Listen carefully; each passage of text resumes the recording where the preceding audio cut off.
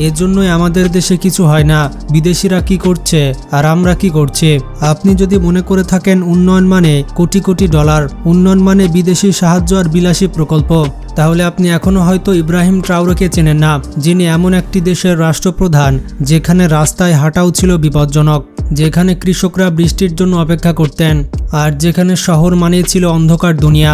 সেই দেশ এখন পুরনো টায়ার, বৃষ্টির পানি আর সূর্যের আলো দিয়ে বদলে ফেলেছে নিজেদের ভাগ্য। আজকের ভিডিওতে আপনাদের দেখাবো কিভাবে ইব্রাহিম ট্রাওরে ফেলে দেওয়া টায়ার দিয়ে রাস্তা বানিয়ে ফেলল, কিভাবে বৃষ্টির পানি ধরে রেখে কৃষকদের জন্য শুরু হলো এক নতুন যুগের সূচনা, কিভাবে গড়ে উঠছে এক সোলার চালিত শহর যেখানে নেই কোনো বিদ্যুৎ বিল। বন্ধুরা, এটা কোনো গল্প নয়, এটা হচ্ছে বাস্তবতা। এই উদাহরণ একটি ইচ্ছাশক্তির, যোগ্য নেতৃত্বের এবং গল্পটি হচ্ছে একটি আত্মবিশ্বাসের। ইব্রাহিম এমন একজন নেতা যে কিনা বিদেশি সাহায্যের জন্য বসে থাকেনি, বরঞ্চ নিজে বদলে দিয়েছে নিজের দেশ।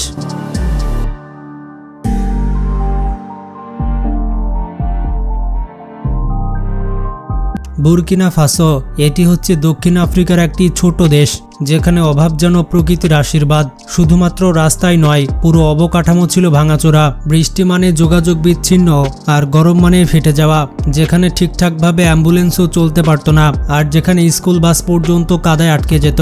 এই অবস্থা দেখে দেশটির প্রেসিডেন্ট ইব্রাহিম ট্রাওরে এক অদ্ভুত সিদ্ধান্ত নিলেন।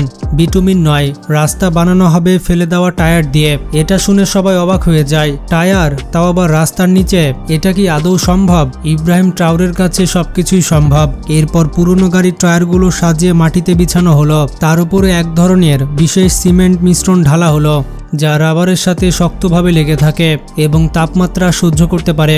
এর ফলে খরচ কমেছে 40%। এটি বৃষ্টি কিংবা ভূমিকম্পেও টেকসই।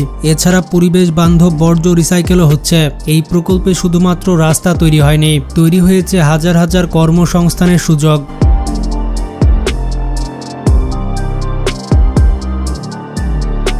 স্থানীয় বেকার যুবকেরা টায়ার জোগাড় করছে, আবার সেগুলো পরিষ্কার করছে স্থানীয় পরিবার, আর গ্রামের শ্রমিকেরা করছে রোডিং ও সিমেন্টিং এর কাজ।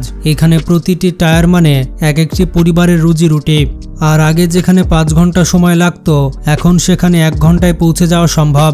বাচ্চারা এখন স্কুলে যাচ্ছে, রোগীরা সময় মতো পৌঁছে যাচ্ছে হাসপাতালে, আর মানুষ বিশ্বাস করতে শিখছে যে আমরা নিজেরাই নিজেদের সমস্যার সমাধান করতে পারি। এখানেই শেষ নয়।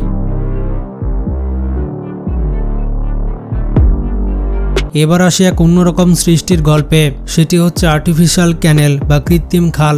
যেখানে কৃষকরা বৃষ্টির জন্য মুখ তুলে তাকিয়ে থাকতো, সেখানে এখন ইব্রাহিম ট্রাওরে তৈরি করছেন এমন একটি খাল যেটি সারা বছরের জন্য পানি সংরক্ষণ করবে এবং জমিতে পানি পৌঁছে দিবে। এই খাল শুধুমাত্র কৃষিকাজে নয়, বরং এটি অর্থনীতির পেছনে একটি শক্তির মতো কাজ করবে।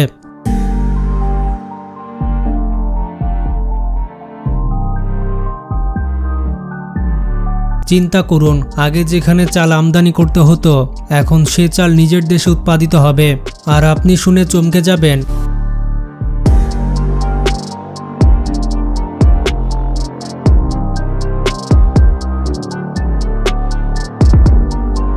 বুরকিনা ফাসো এখন তৈরি করছে একটি সোলার সিটি, এমন একটি শহর যেখানে বিদ্যুৎ আসবে শুধুমাত্র সূর্যের আলো থেকে।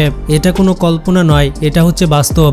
প্রতিটি বাড়ির ছাদে সোলার প্যানেল, ধোঁয়াহীন সোলার বাস, আধুনিক স্কুল এবং হাসপাতাল। এই শহরে থাকবে না কোনো বিদ্যুৎ বিল, আর থাকবে না বিদেশি তেল গ্যাসের উপরে নির্ভরতা।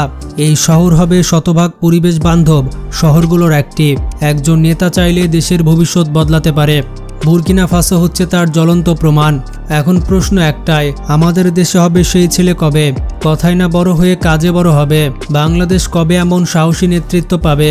একজন ইব্রাহিম ট্রাওরে যদি পারে, তাহলে আমরা কেন পারবো না? তিনি কোনো ম্যাজিক জানতেন না, শুধুমাত্র বিশ্বাস, সদিচ্ছা, আর শুধুমাত্র ছিল নিজেদের উপরে আস্থা। আমরা সবসময় দোষ দিই অভাব, দুর্নীতি আর রাজনীতিকে, কিন্তু এই গল্প প্রমাণ করে পরিবর্তন বাইরে থেকে আসে না, সেটা শুরু হয় আমাদের দেশপ্রেম থেকে। বন্ধুরা, ইব্রাহিম ট্রাওরে দেখিয়ে দিচ্ছে কিভাবে একটি দেশের উন্নয়ন করতে হয়। এ বিষয়ে আপনাদের কি মতামত কমেন্ট করে জানান। ভিডিওটি বেশি বেশি শেয়ার করে সবাইকে জানিয়ে দিন। ভালো থাকবেন, টেক কেয়ার।